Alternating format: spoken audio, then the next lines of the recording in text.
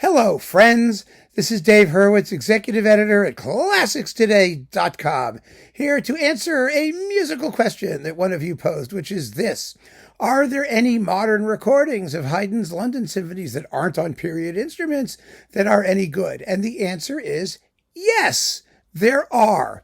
There are specifically two Haydn cycles of the London symphonies, which are really pretty first-rate, very, very fine, extremely enjoyable, not on period instruments. They don't sound like it. So if you come to it with expectations of sledgehammer trumpets and drums and emaciated string sections and the sort of vulgarizing of the music, if you want to be crude about it. Some people find it very exciting. I find it very exciting sometimes. I mean, yes, you can sort of go ape all over the music. It works. You can do it if you're really good. Like Franz Bruggen, for example, is very, very good at that sort of stuff. He managed to be on period instruments and splendid in the London symphonies. And Thomas Fye, who is, of course, the guy with the Heidelberg Symphony, whose Haydn cycle was inconsistent, but who really was very, very good at the Paris and London symphonies. So that's one of them straight off the bat, I'll mention. But I reviewed those individually on ClassicsToday.com. So please go and look at the reviews at ClassicsToday.com, especially of the Thomas Fye Haydn recordings, and you'll see which ones are really worth having in the London Symphony series. Actually, most of them I think were excellent. But there are two others that I want to talk about. Fye was not using period instruments, but he was in the style of period instruments. These are in the style of modern instruments, perhaps fortified by some of the knowledge that we have gained in the past few decades from the period instrument movement about allowing the music maybe a wider dynamic range and a certain extra jolt of energy here and there. But these are both excellent. First, Leonard Slatkin with the London Philharmonic. I just checked on Amazon. This is still available for $22 for 4 CDs. It's really worth grabbing if you don't have it. Slatkin, I have to say, is a wonderful Haydn conductor. He always was. And he also had an interest in some of the lesser-known symphonies. I saw him in concert do The Distracted, number 60, and I think I saw him do 67 or 66. The one with the Col Legno strings and the slow movement. He's done quite a few interesting and unusual Haydn symphonies. And one of the reasons is because, not only is he a brilliant conductor who really likes music, it helps if you like music, but he's one of the great programmers in the history of classical music. He puts together fabulous concerts, wonderful seasons, both of familiar and unfamiliar works. I've seen so many terrific concerts with him doing works that aren't the things you find every day, like Dvorak 6, things like that. Really just wonderful masterpieces that don't get played, and he does them, and he does them superbly well. So he had an interest in doing middle period Haydn because it fits into these concert programs. You can open a concert with it. You can stuff one of these shorter symphonies in so many places. Anyway, his London symphonies, I'm so happy he actually got a chance to doing these because nobody paid any attention to them when they came out, of course, because it's Haydn and because it was Slatkin, and he doesn't get the credit he deserves. But the fact is, they are wonderful performances with the London Philharmonic. They are energetic, they're exciting, they're musical. They fall within the framework of really good Haydn conducting, the parameters. In other words, he adds things where the music allows you, but he respects what Haydn wrote, what Haydn did, and makes sure that we do too.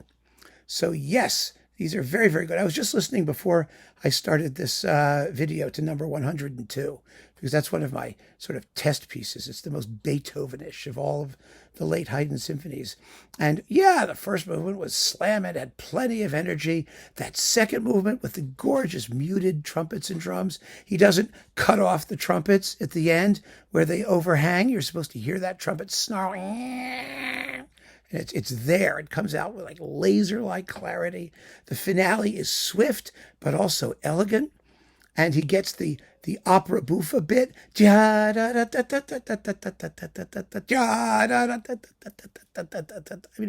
It's piquant. That's the word. Piquant. Spicy, but not overdone. beautiful, beautiful performances, very well recorded. So this is one cycle of London symphonies you should get a chance. If you get a chance, you should listen to. You really will enjoy it. So there's that one. And the other one is this fairly recent one. Let me see, when was this done? This was 2007, 2008. They were recorded, yes, 2007, 2008. These are, I think, a bit earlier. Let me see if I can find a date for you. So not everything is like, old dead people. That's the point, right? Old dead, 2007. This compilation was 2017, but the actual recordings, well, it doesn't say on the back here, and I'm not going to worry about it. It doesn't really matter as usual, but they're recent enough, And let's see, these are probably about, I guess. This is Howard Shelley with the Orchestra della Svizzera Italiana in Switzerland.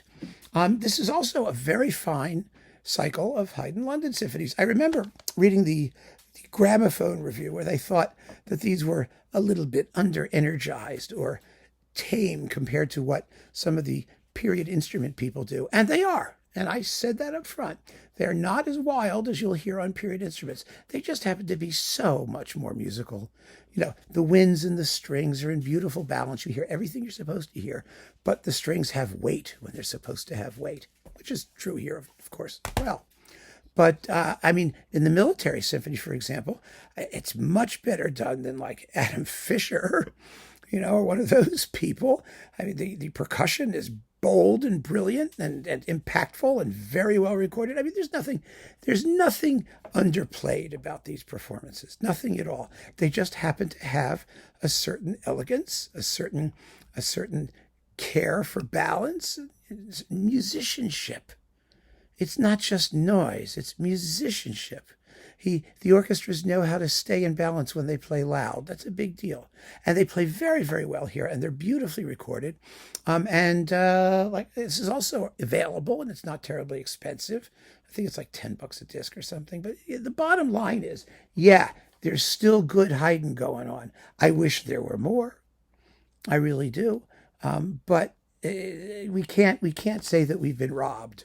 And fortunately, if the period instrument stuff that we've been hearing lately, which has just been pretty awful, has turned you off entirely, then turn on again and listen to these.